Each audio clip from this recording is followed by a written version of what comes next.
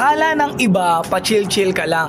Akala ng iba, pangiti-ngiti ka lang. Akala ng iba, patawa-tawa ka lang. Pero yun ang akala nila. Hindi nila alam na sa kabila ng pagngiti mo, pagiging masaya mo, sa likod nun may mga problema na hindi mo alam kung ano yung gagawin mo.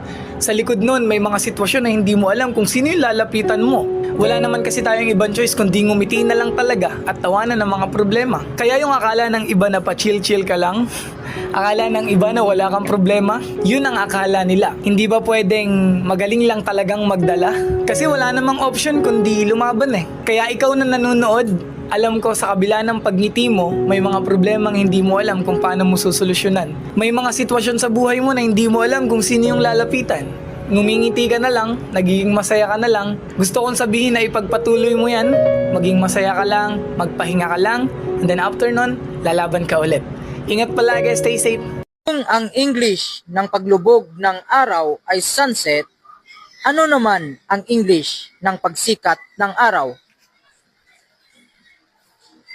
Sunburn.